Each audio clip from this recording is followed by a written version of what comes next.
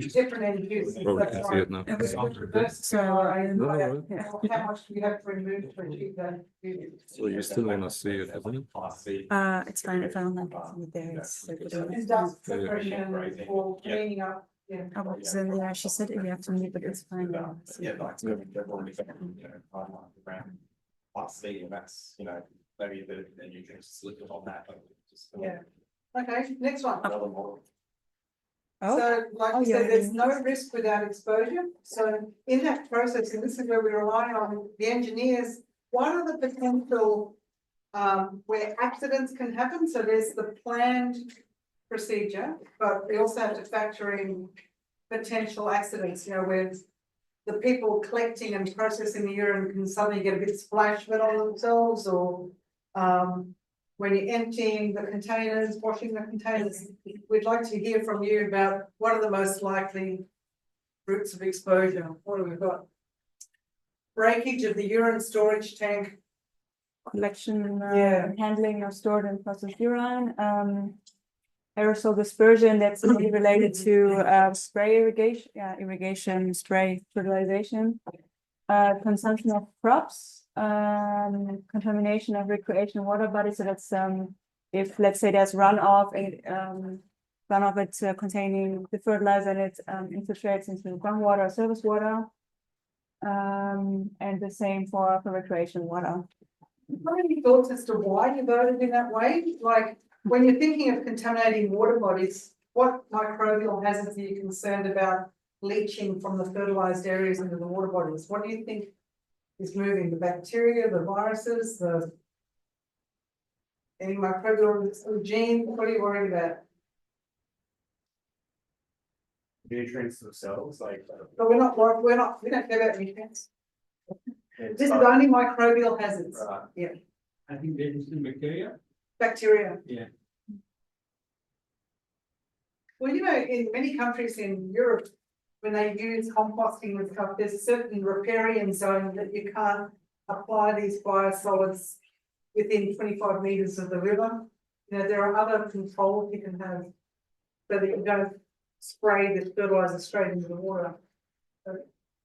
So my thoughts on that, I was thinking risk assessments we do for our projects, and there's two, there's the people who have to maintain and operate the equipment, and then of course there's everyone else. And so when I was looking at this, I was thinking, okay, yeah, the storage tank and the handling of the processed urine, that would be the staff. PPE and training. That's right, yeah, and training versus you got the general public as well. So Yeah. is there a distinction between the two, or should because let's say like I think it's a public risk. plant. The If the public system health- breaks down, Yeah. it's going to be all full of urine. Someone's got to there and open up the pipes and. Yeah, I mean, plumbers have to do that already. I think the difference is also, if you look at the collection and handling, that's also where the urine hasn't been hydrolyzed or treated yet, or likely, or there is a Raw chance. urine. It's so raw urine, opposed to when you apply it as it's already bottled as a product, then it has already undergone pathogen inactivation. Yeah. So that's a bit also the two thoughts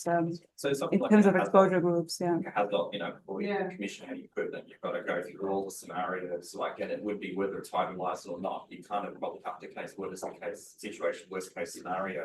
Yeah. And sort of putting the processes in place to protect people and whatever. That's some of the operations. To other hazardous compounds, this isn't very hazardous. So, and I think public health regulators are more concerned with public risks and people who are unaware. But I was thinking of your two products. You've got a spray bottle with the ready to use Yovel, then you've got the concentrated one. One has got the potential for aerosolized, and the other one is you're going to spill it over yourself when you're diluting it. Well, So you mentioned that the regulators are concerned about public health. Now, work cover's very, very worried about what we do. Okay. Work cover, yeah, so. with this You one, consider, so is it the product or the equipment? both, Yeah, so I think from the equipment, and the operator's point of view, there's a workplace accident, that's big news. yeah. We don't want that. We don't want the bad press. Yeah, depends on the risk, so it's slightly low risk. So at the moment, we're not getting any blanks. We're not getting any of these categories that no one's concerned about. So you've got a lot of work to do. But this doesn't capture how much Well, hopefully we are sort of- concerned. Sorry? This doesn't capture the level of concern. No, So, No. Oh, well, the priority, I guess, It's gonna be one of the other questions. Is there anyone who hasn't responded yet or still wants to respond? We're good? Great. join.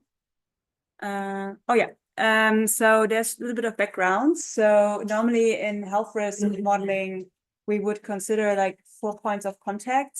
And that's the left one is some dermal contact that you would get exposure through that. The next one is hand to mouth. That you, I don't know, you grab something, you touch the urine, you eat something, you didn't wash your hands. The third one is inhalation. So pathogens that are volatilized, so they're in the air, so you inhale it. Quite common. COVID, I think, probably was one of the good examples of that. And then the last one is just ingestion. It could be like the bacteria or viruses or what it is on the product you're eating or drinking. Or Yeah. what does it ever accumulate in the? So that's the 4, let's say, key exposure or points of contacts. Yeah, and I think for this one you can only select one. So What is the most likely point? Do you need the soil as another one? the soil would technically be also Hand to mouth. hand to mouth, accidental ingestion. Yeah. Yeah, we should put urine or contaminated, yeah, not contaminated soil, but or fertilizer, or. the fertilizer itself. Could be hand to mouth. It could be I did head to- dilute the concentrated one at home and I put it into a powdered bottle and my son didn't drink it. No, I did put a label on it, but it wasn't big enough.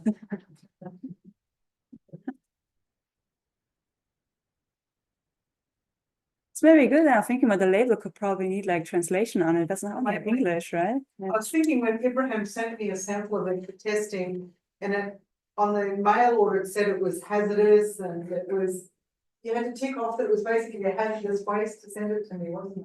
Yeah. Because it's fertilizer. Interesting. So inhalation of bioaerosols not considered by.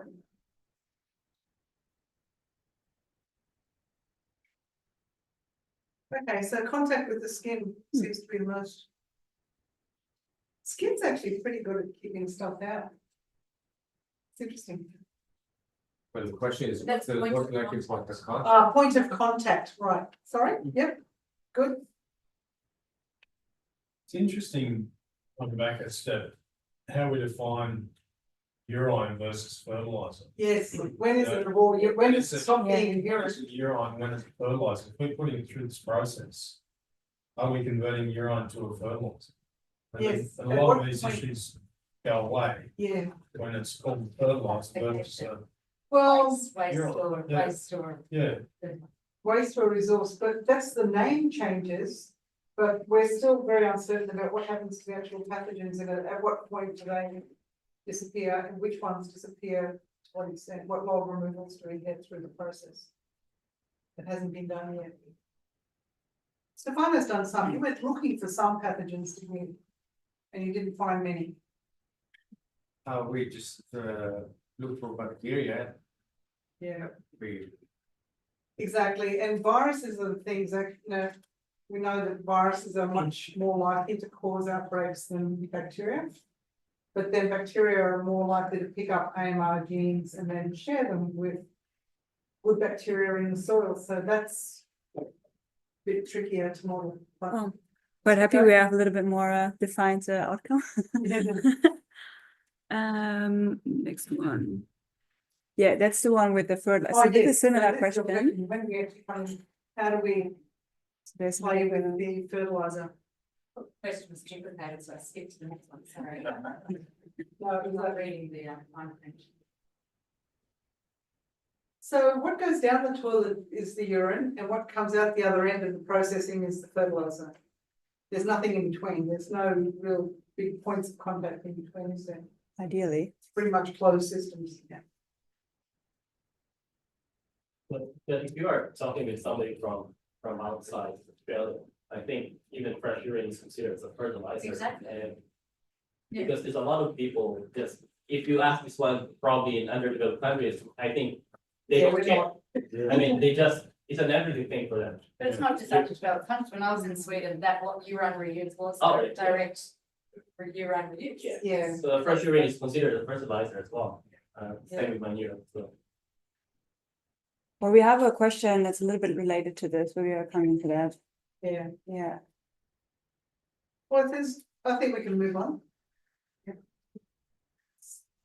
Oh, yeah, so the next question is about the actual hazards, so the type of pathogens or other microbial hazards. What you think you would be most concerned about, so what is a bit good to know in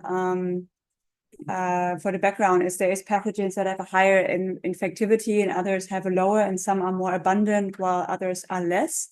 So that's a bit the generally when you talk about a hazard, when we talk about is it a higher or lower hazard, but it's again a bit about how you perceive these different pathogens in terms of your risk.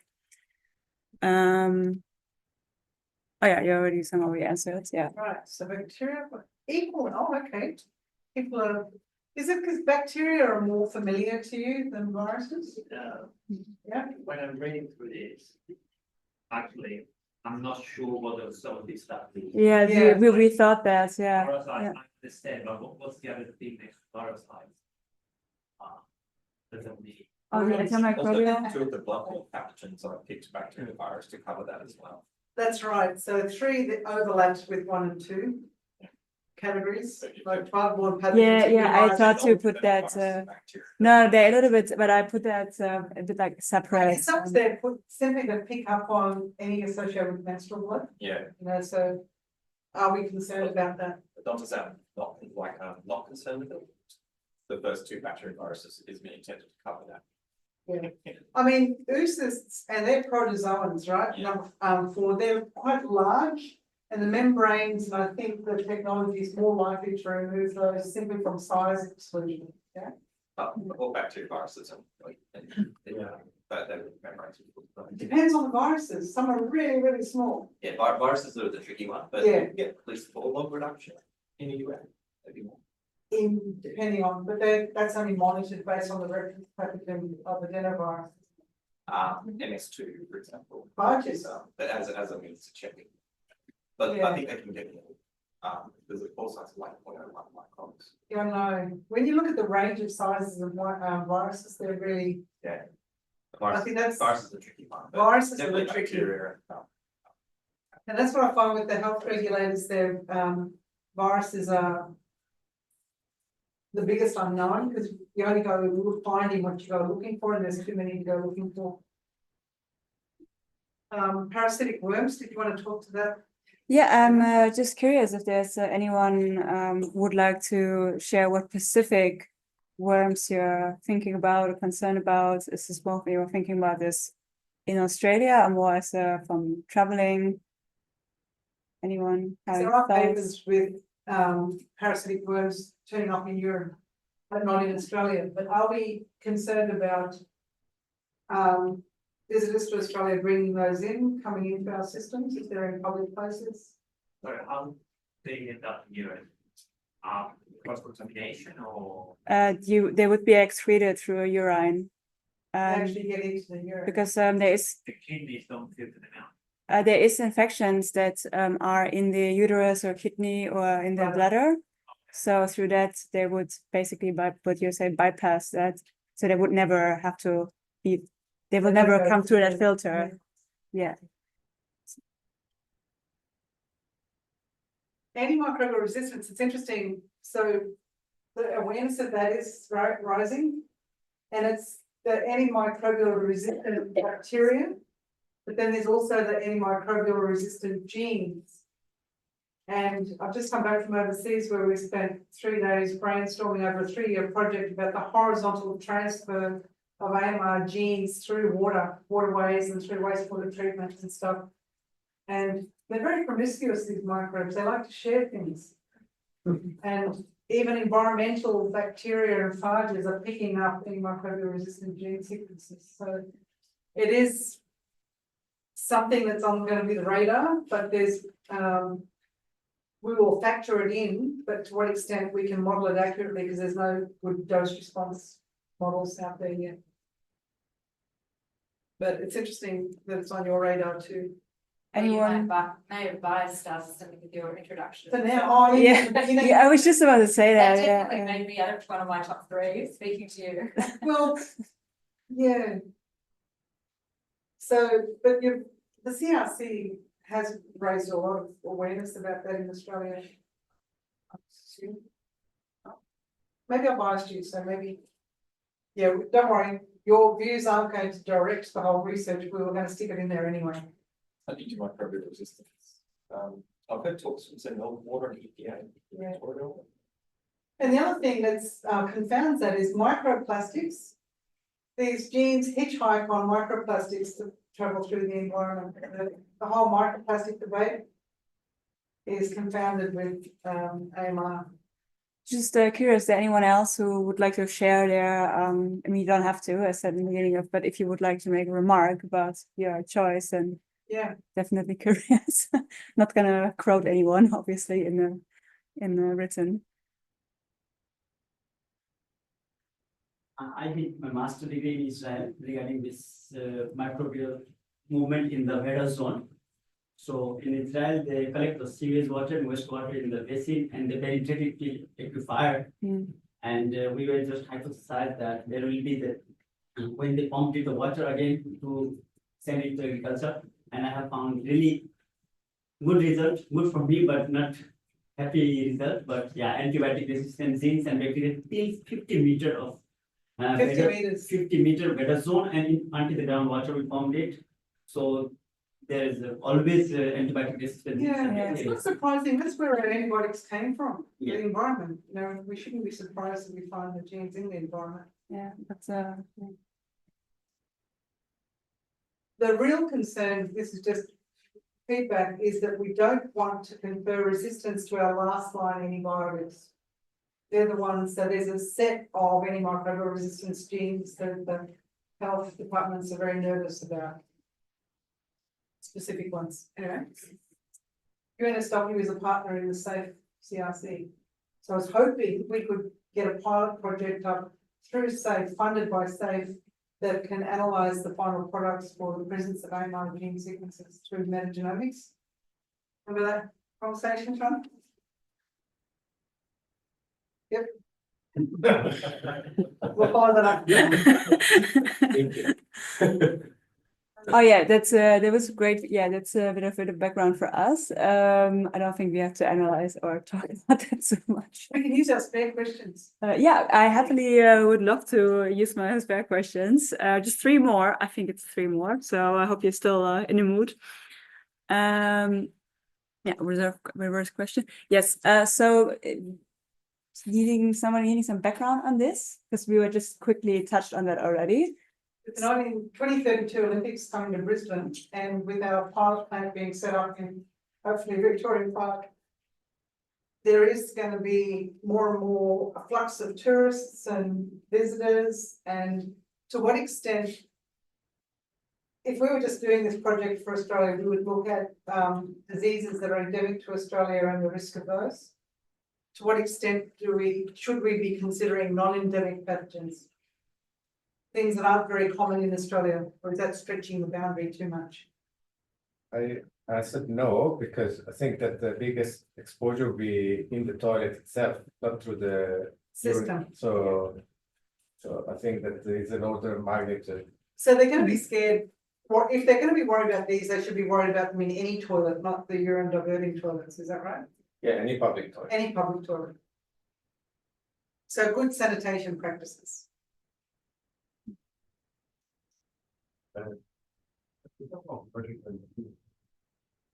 Check the WHO guidelines. Yes. Urine. Yeah. You see that most of the pathogenic bacteria and viruses do not survive the environment. For how long? But I think more than 99% from their report, they never had an outbreak of human disease caused by urine used on plants, except one case, hepatitis B, I think, just one individual. But I think it's Yeah, it's that cliche. A lack of evidence is not negative evidence. It's very, very hard epidemiologically to attribute cause to specific microbial pathogens. It doesn't mean that there hasn't been a burden of disease associated with it, it just hasn't been an outbreak necessarily. I think what now is being discussed is there's any genes in urine that could transmit any antibiotic resistance, like you said, to normal bacteria in the soil, then change that bacteria into something really different. And I think there's a lot of study that was done by the University of Michigan about those. There are the people we're working with on this, and And then I there's think- lots of unknowns. Yeah, they didn't find that those genes end up in those bacteria. They're still identifying the genes, Abraham, there's still a lot of uncertainty, but they are on the advisory group. Jade from Michigan is on Johanna's advisory team. She works under Joan Rose, so, yeah, we've got, I mean, from my point of view, if there's more outbreak caused by urine, just imagining that it will happen one day might, give you some, that's not how health regulators think. yeah, I know, unfortunately. it's just like, Yeah. prevention better than cure. Yeah, Yeah, maybe a bit of maybe quick background, a little bit what we've been doing apart from going through the literature is because we're also in touch with Queensland Health. And one thing I've been doing, I've been going through the whole list of notifiable diseases in Australia and looking which one could have the slight tiny risk of causing an outbreak. So I know what you mean. You go through the list and probably 99% says no, there's no relevance. Because they don't survive. If you have direct contact with urine, yeah, you might get by bacteria or a virus or something, but after 24 hours or 48 hours, most of these things, they won't survive the urine system. Because you get hydrolysis, you get expiration. That's also something we have been looking into, these parameters, how the hydrolysis inactivates these and how like pH, concentration and temperature. and storage. Yeah, so because if you have a regular wastewater treatment plant, we have very set parameters that's, yeah, we have pretty set amount of this treatment unit needs this and this control parameters and it yields this log reduction. So log reduction equals pathogen removal. But for hydrolysis, we don't have that. The membrane is a different thing. The membrane has a bit more, you can say, yeah, it has this pore size, it's a bit more Verifiable. refined, yeah. But for the hydrolysis itself, there's a few papers and all of them use a little bit different set of parameters. And based on that, they have a different inactivation curve. So it's hard to say, yeah, which set of parameters you use. And then again, bacteria and viruses have a different inactivation curve. And as a remark to the WHO guidelines, I think they also recommend a 6-month storage time and not a 2-day. Because And these systems are also not batch produced, they're continuous feed, so you'll have fresh urine coming in all the time, so you don't have a set storage time for a batch. That would have been a critical control point, but we don't have it. Unless we're on. It really relies on that continuous flow, doesn't it? Yeah, you can segregate one tank after it's full. yeah, Batches. So there's a potential to put in a critical control point if we need to. Next one.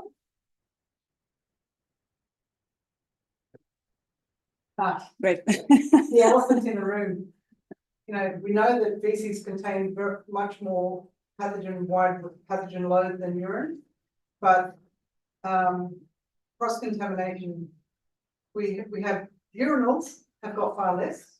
You're not really going to poop into a urinal, but the cross-contamination in those urine diverting toilets. Literally to model it, Johanna has to work out how many grams of feces does the average person likely to cross-contaminate with each event. Can you imagine my dinner times? Yes, Definitely we potentially could do it, Victoria Park. measure it. Yeah, I'm sure that there's a marker of, There is, feces and we can look for that. And, okay. Surely that's already been done. The Swedes would have done. Yeah, that there is years ago. Not very much. there is a couple of studies and they come back to the same equivillage where they had these diversion systems. However, these studies are 20 years old and we have to assume that the toilet separation system might have improved by now, but And That's, without yeah. empirical measurements, health people are, QMRA is horribly conservative, every step is conservative. You'll take the worst case scenario. Yeah. So Professor Nick Ashbolt did some studies and he's got some rates of transfer, but it'd be nice to have some better data. Has, like you're in touch with Bjorn Veneros' team at SLU in Uppsala, like they're a huge hub of all the Yeah, stuff, and Paul Johnson, who's probably retired now, but they would have done all this kind of stuff. Yeah, that's where the over the studies years come and from, yeah. have Updated studies. Yeah, there's only up to studies now. If they did a lot, they don't publish it at this scale. And QMRA has only been mainstream in the last 5 to 10 years in a big way. The modelling. They probably did it before, but QMRA was around. Right. So do we have, what have we got, 4.4? Or, 4.4? so pretty high. Yeah. I think we are getting to the last question, I think. Oh, yeah, great.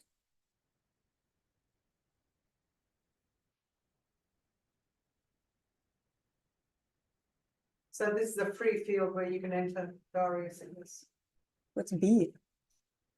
Do you think people are going to vomit in these toilets? Is it a festival? Well, Yes, so at Victoria Park, the guys at the City Park Land, so when you come at night, there's a very interesting crowd. Yes. So I'm sure that, I mean, they might not bother going into the toilet, but it's typical, but Yeah, it's the few who spoil it, like, I was doing MRAs where we're using A-class water modelling, and we said, oh, nighttime irrigation, will only irrigate at nighttime, I said, but all the drunks coming back from the nightclubs are gonna wander through that. I said, okay, we're not gonna irrigate on Friday and Saturday night. It's- Yeah, I don't know how you avoid that, it's. And vandalism are likely to people going to see the urine diverting toilet and deliberately try and poop in it. You know, I don't know. We can't model everything, I'm sure that would be a lower risk, yeah. But yeah, I mean, it will happen, there will be cross contamination from multiple points, and especially when, they haven't been used a lot, so That's you right. just have to account with that. And even cleaning, if the Yeah. improper cleaning could push some feces into that Yeah. section receptacle, but I guess if we do have those critical control points, we can say whatever gets in, we're going But to. also working closely with cleaners is absolutely essential. Yeah, And there was, ongoing maintenance, where you have cleaner casual turnover. Yeah, so that's- Training cleaners would be. That's something that there was a study done by the German GIZ, the Government for International Development, and they had a urine diversion system quite similar to UDT employed in their headquarters in Bonn. And what they found is that one of the highest contributor to cross contamination was actually improper cleaning, because cleaning staff didn't know. That's what you're saying. Cleaning staff, their turnover is quite high. So I think it was like 30–40% of cross contamination was attributed to improper cleaning. Yeah, it's actually a simple thing, but yeah, how do you implement it and keep it going? Yeah. Probably by cleaning toilet, I'm not going to think about how to clean it that much. So. I wonder if the waterless, because one system we've got is waterless, the other one uses a little bit of water, which one is more likely to cross-contaminate? They're quite different designs, like the water, I mean, correct me if I'm wrong, the plumbed ones that have a much smaller dam, whereas the dry composting ones have like a much higher thing to the ones that I've seen and used, what people think. So I don't know if that changes it. The waterless one, is it a vacuum? Not back to just the baby.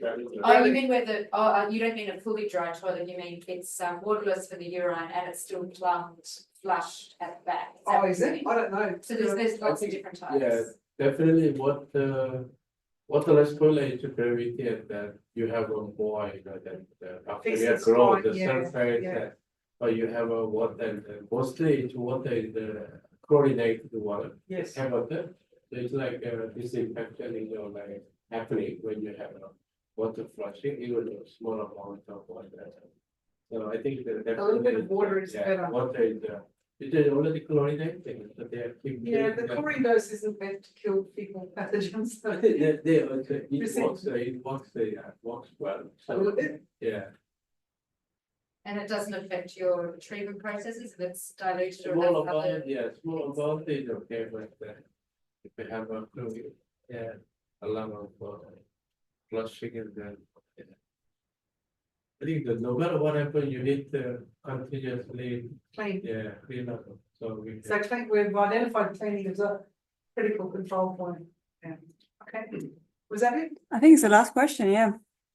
Yeah, so. Oh, Thank you. don't have a thank you Just slide. initial Thank you. scoping, Just to put some boundaries around it, because when Johanna started putting her list of different pathogens that could be in urine, but a lot of them from urinary tract infections, they're not enteric pathogens.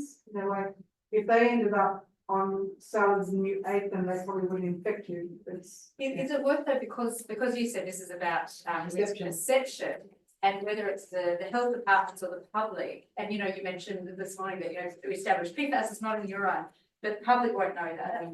I didn't know that. So is it still worth in what you're excluding, communicating that really well, or excluding this because of. I think it's critical. And even politicians, Yeah. literally, we had a thing on wastewater reuse. And a politician who didn't come to any of the scientific